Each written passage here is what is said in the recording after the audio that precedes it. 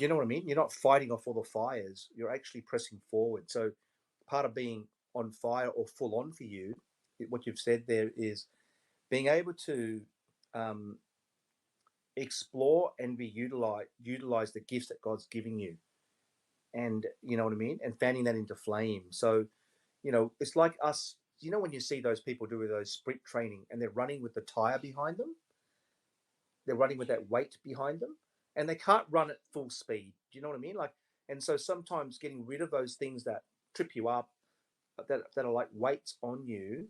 Like the goal there is that you then can really, yeah, see it how it is that God's trying to use you as a conduit. Like the prayer, the dreams thing. You shared a fantastic dream with me the other day, which we may not have time for right now, but just of how God used that, because you committed to, I'm going to share. If I have a dream about anyone, you're going to try to reach out to them and share with them. I've had this funny dream and I'm giving it to you, and that's your commitment, because you're saying, God, I'm open to you maybe wanting to use me through dreams. I'm going to start pressing into that. So that is that one of the beautiful fruits of, I think, just not being choked, not being so entangled. I want to just take us back to a few things that I'd love for us to do, because I think that let's look at this, right. If we have the same conversation next week, will we all be saying, yeah, I'm still choked? If we have the same conversation in a month, will we still be choked? So I think that part of what we want to do is go, how do we at some point address this? And I'm not saying we're going to do it right here and now, but Deb, I kind of feel that we need to do that. Like, you have to create space. So this idea of being intentional to go, you know what, do I want to just keep talking about feeling choked, being choked? And it just goes on. And next year I'm choked, same sort of weeds. The year after, I'm still choked. I'm still the guy running with the tire behind me, right? Or do we have to do surgery? Do we have to at some point go, look, guys, I just need to carve out some space and challenge every assumption in my life? So, for example, if I have a very full life, and I do, and we all do, like, I'm challenged by the thought that I actually might need to cut some stuff off. Like, if I really want to get off, and I've got to cut some stuff off. So even what Michelle was sharing with regards to removing distraction, like, great discipline to go, you know what, this is not good for me.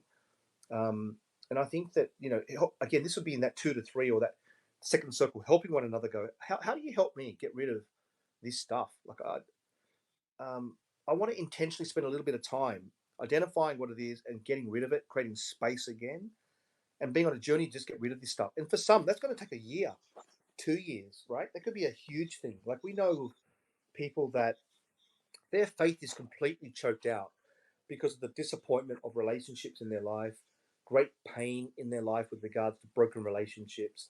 And it's just so painful that joy is just taken down so many notches, right?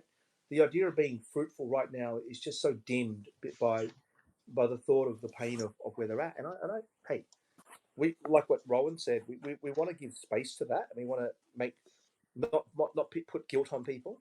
But I kind of feel like in that second circle, we want to journey with people, right? And go, hey, can I journey with you in that? And let's help you move forward in some way. But yeah, this topic is just going to be another topic unless we create something around it, whereby if I have an issue with being choked, I can I can park here for a while, and we can create some pathways and some fellowship or whatever it is to help me slowly navigate out of this. Because for some others, they're not too choked. They're moving forward. They're aware of what they could, but they're actually okay. Oh, that's fantastic. We can move you to the next thing to consider. Mm, one tactic people can use or think about is actually journaling. So it's something that's been super helpful for me, and actually the people who have taken it up, um, in terms of when I advise them to, they just report back that they're calmer. There is something about putting your thoughts on paper Can or you back up and digitally. answer what would choke you, and then some of the things like what you're talking about now that help you get out of it. What are some of the things that would choke you? What are some of the weeds in your garden? Oh, sure. Um, I mean, they're related. So it's like, I'm between roles right now. Um, I found a job probably like a few months ago.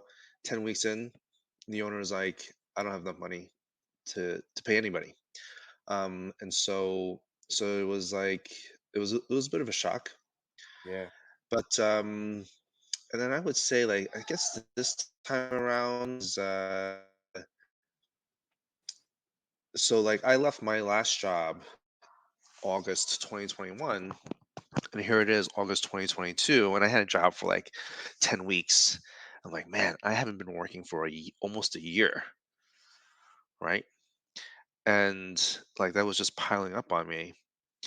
And then one of the things the spirit led me to was actually some of my old journaling, because the last time I wasn't working, I was like, what what was happening back then? And one thing I realized is, to your point about progression, is I'm a lot less angry now.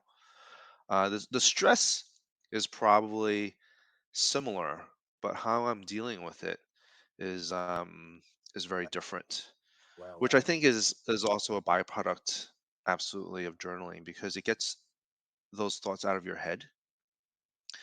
And when it's out of your head and you actually read it, it's like a different person, Wow. right? I don't know What's if your there's this. process? Tell us about this. This is so interesting. When do you do it? I basically do it in the mornings, and I just kind of make time for it. Um, it's so Five basically it minutes. comes from like Five. something called like so I wake up early, and then I just bang out like, they call it 750 words, which is like 3 pages, and that came from a practice from the creative artist, I think, or the artist's way. And two of the things that she recommended, the author, was basically taking time to spend kind of like on your own, like that topic about hobbies or like taking care of yourself. And the second practice that she recommended was something called morning pages. And at first it was like, I'm like, I don't know, what is this? And so it was like review of morning pages, and it was just positive um it was just positive feedback over and over again. Brain loops, right, snipped, because they had thoughts that just kept on repeating over and over again. It's like I should feel sorry for this. It's like, I hate this person. Why? It's like, why? And then just putting it on paper was cathartic, right? Um, Putting your anxiety like somewhere else, so you can actually look at it objectively and be like, you know what? I don't have to be that person. I don't have to be, um, anxious. Like, like, when I read it, I can actually, it's easier for me to choose. And that's probably like a corollary. I don't know if you ever heard this term. It's the worst coach in the world is the one staring at you in the mirror. And that's what we do, right? A lot of us self-coach ourselves. Like, you ever see someone and you give them advice, because you can see it, be like, oh, you shouldn't do this.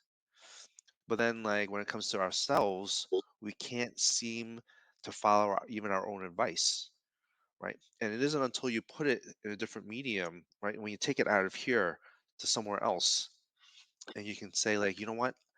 Um, I should do something about that, right? I'm tired of saying in my head, I should, right? And now I'm going to change even the language of I will, I want to. Um, and I mean, that's a little bit of, I would say, like, dealing with anxiety, and kind of putting it there, and saying, like, okay, Lord, this is, it's like, it's out of me now. I need to put this in your hands. Um, but that's a tactic.